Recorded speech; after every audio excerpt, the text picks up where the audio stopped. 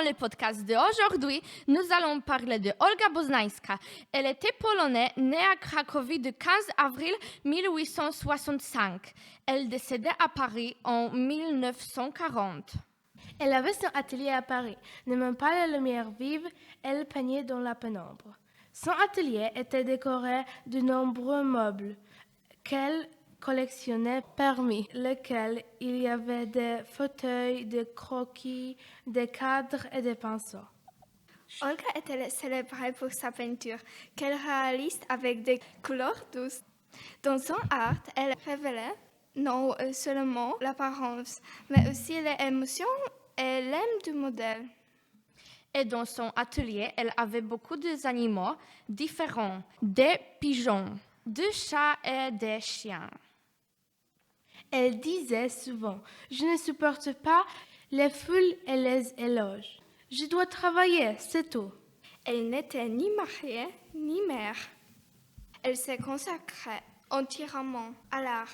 Emilka, pour quel rite Olga Boznańska était la plus célèbre? Il y en avait beaucoup, mais parmi ces tableaux les plus populaires figuraient Jeune fille au chrysanthème et dans l'orangerie. Que pensait Olga Boznańska de la Pologne? Olga Boznańska avait une attitude positive envers la Pologne, même si elle vivait et travaillait à Paris. Olga Boznańska avait-elle des frères et sœurs? Oui, Olga Boznańska, elle avait une sœur cadette, Izabela Boznańska. Comment, où et quand Olga Boznańska elle est morte? Olga Boznańska est décédée le 26 octobre 1940 à Paris, des suites d'une sclérose en plaques et d'un eczéma facial à l'âge de 75 ans. Où est enterrée Olga Boznańska? Olga Boznańska est enterrée au cimetière de Champeaux, à Montmorency, près de Paris. Quel est votre tableau préféré de Olga Boznańska?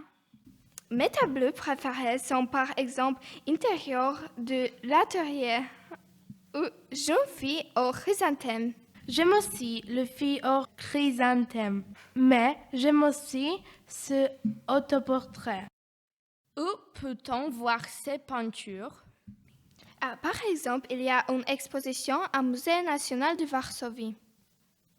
Certaines se trouvent au Musée national de Cracovie, bien qu'il y a beaucoup plus à Varsovie, plus de 50. Merci, au revoir!